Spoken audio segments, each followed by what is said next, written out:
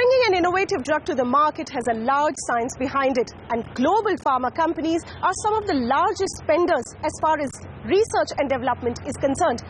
Well, at the recently concluded BioAsia Symposium in Hyderabad, we got an opportunity to meet three of the top scientists from global pharma organizations: Patrick Vallance of GSK, Dr. Paul Stoffels of Jhonson & Johnson, and Narasimhan of Novartis.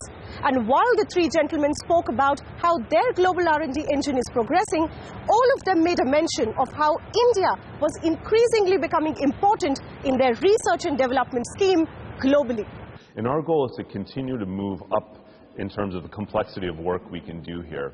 Can we do more in terms of our technical development work? Can we do even more in terms of our trial management work? We're even now starting to design clinical studies here in India. So we want to continue to expand the capability. It's very unique in the industry. No one else has built an integrated development operation in India. I believe a lot of work for Cosentix and Entresto also happened here.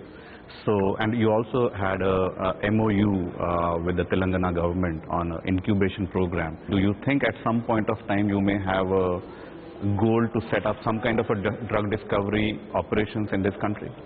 You know, what we find in India is there's tremendous talent in terms of technical development work in chemistry and formulation, as well as great scientists who can work on our clinical trials, as well as tremendous expertise in data management, statistics, etc. I think on the so we will continue to expand in those areas. As I said, this is a priority, and we continue to expand this operation in an integrated way. When you look at the discovery side, I think India still has some ways to go. I think the Indian government, and particularly Telangana, is doing the right thing by building up clusters of companies with the right infrastructure. But we still don't see yet, the kind of basic discovery capability that, that we would need to see to really invest significantly. What we are doing is using partnerships with universities, partnerships with local companies, where appropriate, to try to look for discovery opportunities. We've got a very strong relationship with TCS, nearly 800 people there working for GSK, and also with GVK Bio, we've got about 250 chemists and biologists working. And I have to say, I'm very, very impressed with the way things have moved, actually. And what I'm particularly impressed by is the skill sets in India. As mathematical approaches to biology and chemistry and data become so important in our business, that seems to me to be an area where India is going to make a very big impact. Some of the real large ones going out and doing a lot on drug discovery now, and even in licensing products. I mean, for example, Sun Pharma did a deal with Merck for tilrakizumab, which is an anti-psoriasis drug in phase 3 right now. Glenmark is doing a lot of work in biologics. We have such big names. Zydus Cadila is also working a lot. Any of these companies, do they kind of provide opportunities for you to look at? Yes, I mean, definitely. So we spend a lot of time scouting, looking for who's got what. We're very much of the belief that a very small fraction of the world's scientists work inside GSK. And therefore it's highly unlikely we'll invent everything, and we must be looking outside the whole time. And increasingly we're looking in India, and as I said, there's some really outstanding scientists and a really, I think, very, very strong progression of the science base applied to drug discovery here, and as you've just said, an emergent, innovative R&D approach to new medicines, and it's an area that we need to keep an eye on. So when you talk about India, what challenges do you see when it comes to, spurring innovation? Well, I think the jump from more of a contract-based relationship and a jump from generics to innovative is not a trivial change. I mean, it's a massively different risk profile, and I think there will be failures. So one of the cultural things which I think is incredibly important to get the sort of ecosystem of innovation right is to be very accepting of failure. And I think that acceptance of failure, which I think is where the US spirit has been so successful, I think is one of the things that's going to be a challenge. In India, we have we started up significant clinical trials again. India always has had and now will have a significant contribution to a pipeline. Almost in every every step of our development, there is contribution from India to our products. Would that work be restricted to doing data management in clinical trials, or will India eventually, or is there a plan in place to involve India on a larger platform as far as the R&D is concerned? Yeah, we are doing very specific R&D now in the field of TB with Indian institutions, and that will even further expand as we go forward, and we'll commit to do significantly more. I'm very impressed with what I learned in the last week here in India, being with the government, being around with the scientists in the hospitals. I think India has tremendous potential for innovation in medicines, in healthcare, and I'll tell the Indian people, you're the future, because you have it all the capabilities, and now it's a matter of bringing it together and get new products developed here. So tuberculosis is one area where you're saying that India would be involved in a larger scale, which means proper research would be happening out of Indian... Yes, we are working on that at the moment. Plans will be made public later, but we are going to do significant research here in India. The global R&D engine is moving at a fast clip. Companies like GSK, Novartis and Jhonson & Johnson are looking at new therapy areas which will emerge as new treatment options for patients. If we talk of Johnson & Johnson in particular, in the last couple of quarters we've seen some of the bigger drugs sales drop because of some competition in the market. From the R&D pipeline to supplement the lost growth, what is it that you guys are betting on in terms of the bigger products on the pipeline which could hit the markets anytime soon? Well, we have now more than 10 drugs which are blockbusters in the world out of a new pipeline, and of course if that moves on in the pipeline, the growth of those drugs start to slow down, but at the same time we are introducing significant other drugs. We have a huge pipeline in cancer, including immuno-oncology drugs, including direct anti-cancer drugs. We have additional drugs with a big breakthrough also in inflammation. We are working on additional infectious disease drugs, and we have new drugs in neuroscience. So we'll continue, and we'll launch in the next 3-4 years another 10 drugs into the market. So I think the pipeline looks good. There were some hiccups on the immuno-oncology side. Some of the companies have seen some bit of hiccups, particularly on the CAR-T therapies. Was it CAR-T therapies? What is it lined up from the J&J side on that front? Well, we have 15 approaches to immuno-oncology. We came later to the immuno-oncology. We have focused significantly on direct anti-cancer drug with big success. If you look at Imbruvica, if you look at Darzalex and Zytiga, 3 big drugs which make our business now.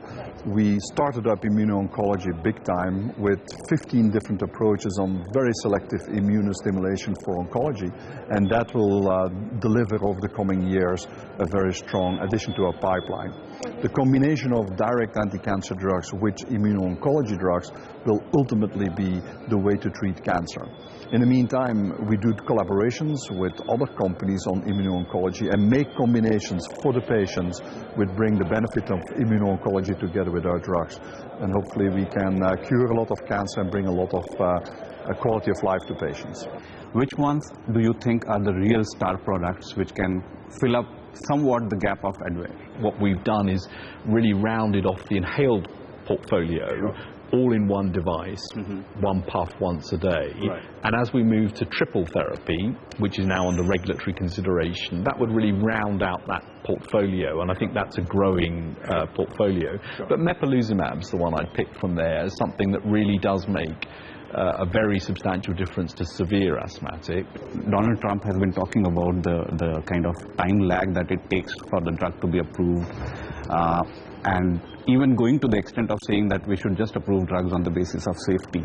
Any comments on that? Well, I'm absolutely clear that I think the FDA actually has done a lot in the last few years. We really strongly support a science-based regulatory organisation that takes things very seriously in terms of their assessment.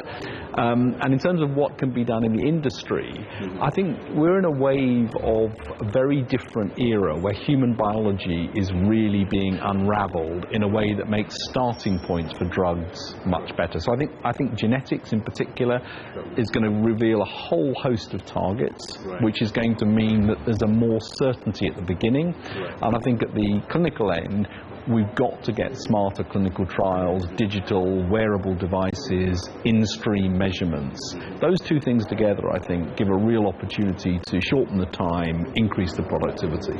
So you will tend to think that the journey ahead is going to be more on biologics than the small molecules? No, I don't actually. I think biologics clearly are a very important part. They're a major part of where the blockbusters have come from. But I think small molecules, I mean, people maybe 5 or 6 years ago were predicting the exit of small molecules. I don't see that at all. I think they're an important part of the armamentarium. And I think, we've now really got 3 modalities to think about: small molecules, biopharmaceuticals, and of course cell and gene therapies, which are now coming up as well. We are at the cusp of a transformation right now. I mean, we've talked about CRISPR, we've talked about checkpoint inhibitors. Immuno-oncology is drawing a lot of crowd. CAR-T, you didn't have a great start, but you're still on your commitment. Just a color on exactly where is this landscape heading, and where does Novartis stand in all of this? On CAR-T, we're the leader, we believe, in CAR-T. We're well on our way with a planned filing pediatric ALL. We'll then go into diffuse large B-cell lymphoma later this year. And that is immunotherapy. That is immuno-oncology. People often forget. And that's an area where we've really built, world-class leadership. So that's our first pillar in terms of our immuno-oncology strategy. What we're focused on right now is combinations. Can we combine second-generation immuno-oncology agents with a PD-1? And then can we use our very sizable targeted therapy portfolio and also combine with PD-1 or another immuno-oncology agent? Our real focus now is to really win in that second wave of innovation. I think it's important to note that to date we only have 2 immuno-oncology therapies approved. In many cancers, the effect is not so significant. There's still a lot more we can do. So I think later this year we'll start to get readouts on that portfolio, and then we'll be able to take things. So the space for where Cosentyx is right now, we've seen TARS, we've seen another product, and then we've seen Sun Pharma's Tildrakizumab also making good progress in phase 3. Do you think this is a great opportunity? Because Cosentyx, I saw the graph, it's really done very well. So where is it all headed? So Cosentyx has done extremely well. As you saw in our earnings, we've crossed $1 billion. It's been a very successful launch, and so we're very pleased with how that's performing. As you also heard in the earnings call, versus Taltz, we think we have important differentiation. We're, of course, approved in rheumatology and psoriatic arthritis and ankylosing spondylitis.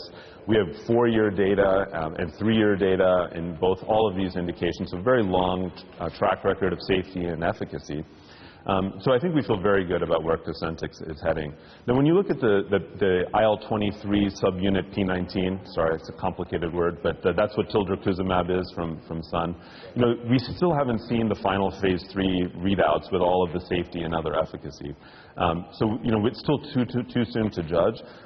We believe that Cosentyx sets a very high bar for efficacy, and I think we feel very confident with the profile, particularly in rheumatology, where in the long run we're alone in many of these rheumatology indications. Could you also update us on where your project with Google stands? Because the clinical trials did not go according to the stipulated timelines. Any update on that? So our alliance with Google, Verily, on the Google Lens, it's a complicated challenge technologically to create a contact lens with digital technology embedded in it that can then accommodate to near and far vision, and then also have all of the other sensors. So I think it's very normal in this kind of very disruptive, revolutionary project to have timelines move around, but we remain committed to the partnership. We remain committed to the moving forward in the clinical trials. I think you'll see progress in the year to come.